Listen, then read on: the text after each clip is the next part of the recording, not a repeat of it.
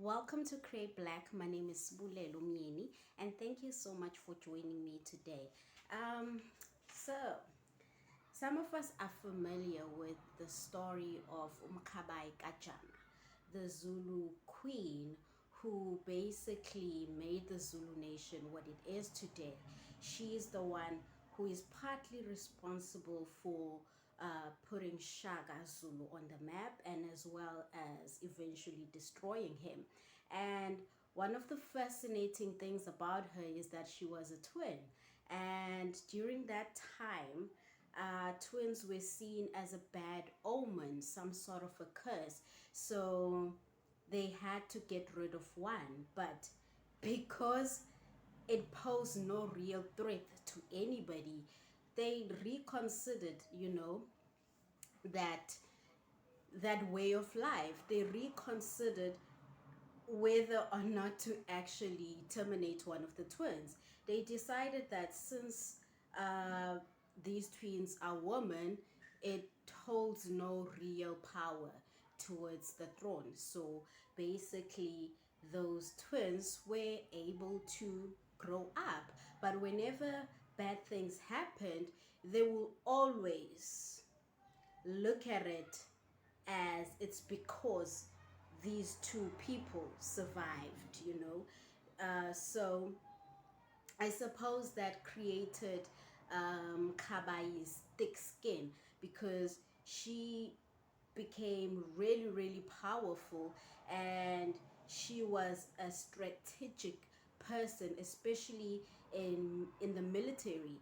So that is just one of the powerful energy that she possessed. But today's video is not necessarily about her, but I would like to talk about twins, the majestic and beautiful power that twins possess, especially in African societies.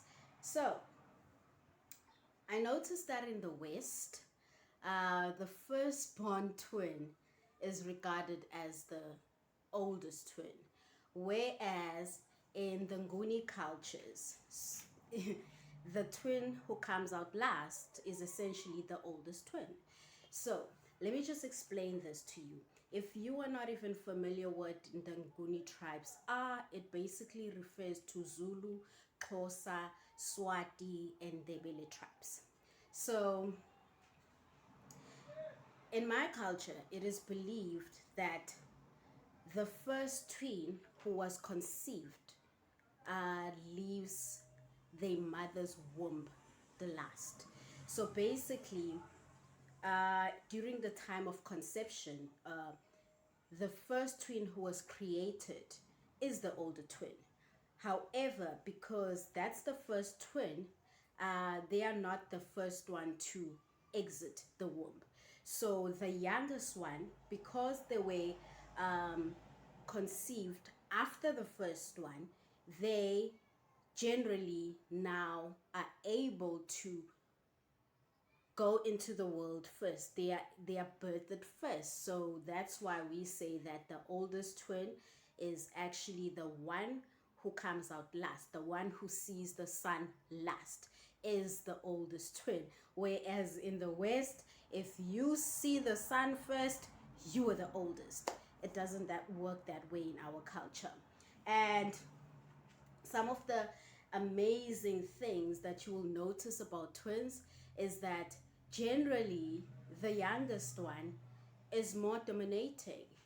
They are able to, say things or be louder or be more manipulative towards the other, and the oldest twin generally just backs down because, well, this is a kid. I'll let the kid do whatever they want to do.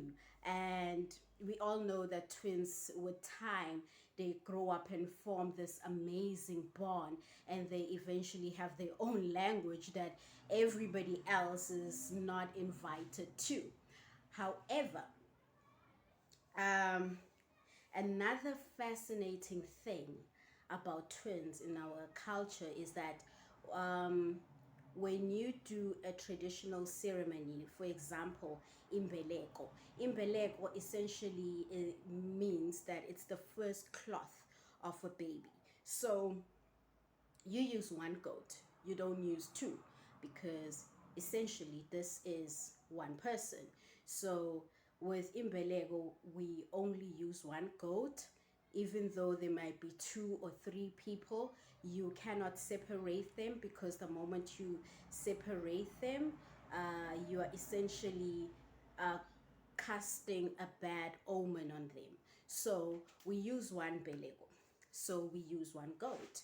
Um, Another thing that a lot of people don't acknowledge is the fact that the person who is born after twins is called umfusi or nomfusi. So when you come across a person whose name is nomfusi or mfusi, we know that you were birthed after twins. We know that your elder siblings are twins. Hence, that's why you are called umfusi.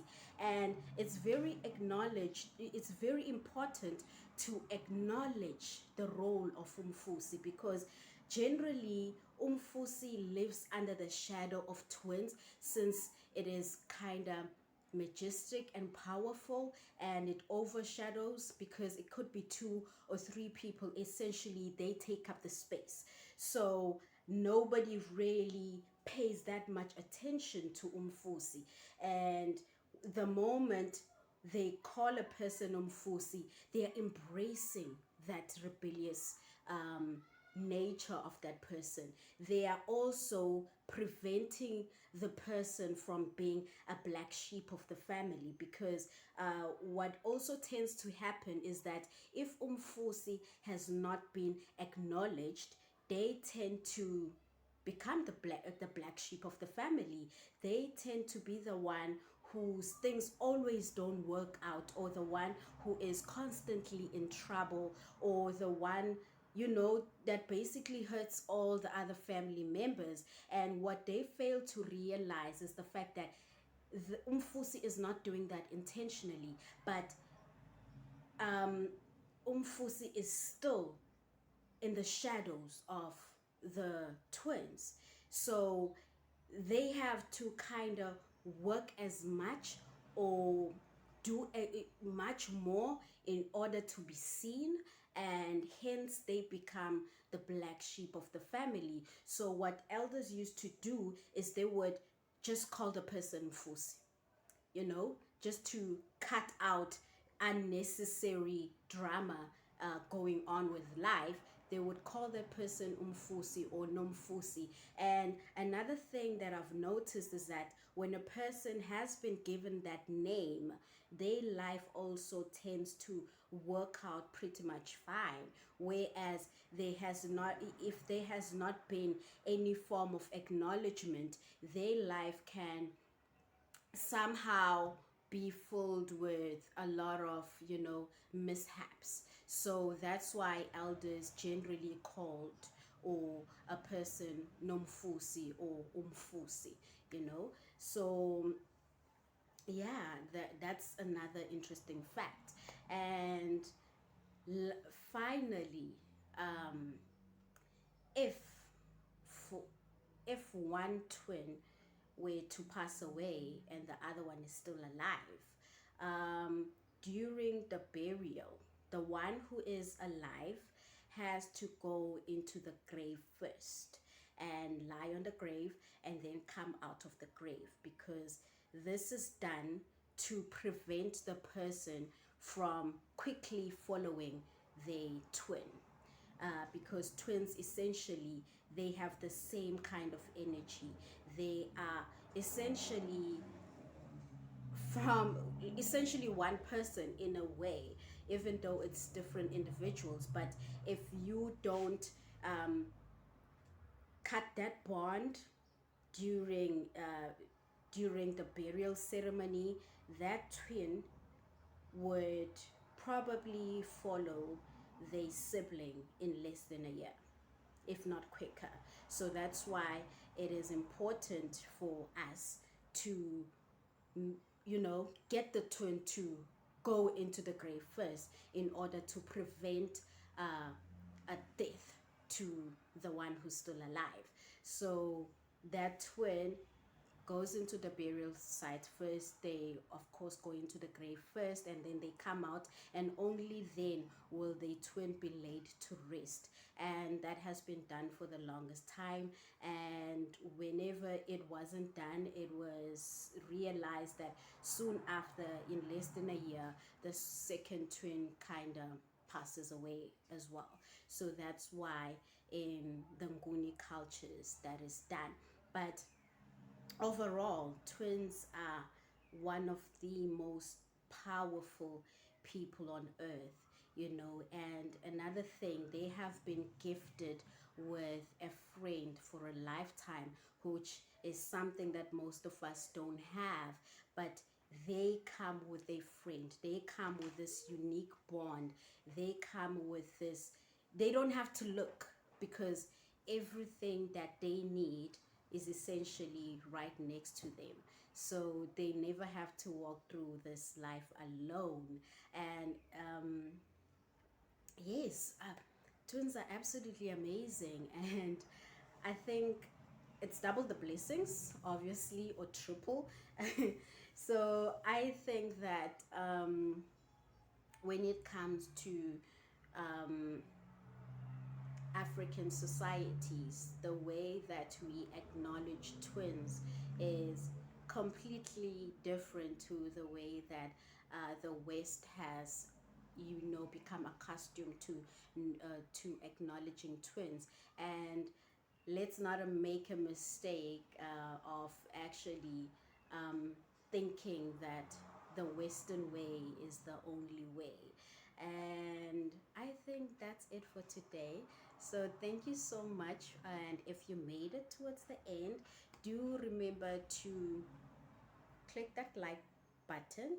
And of course, it would do me a great deal if you also subscribe to this channel, in order for me to bring you more of the African lifestyle.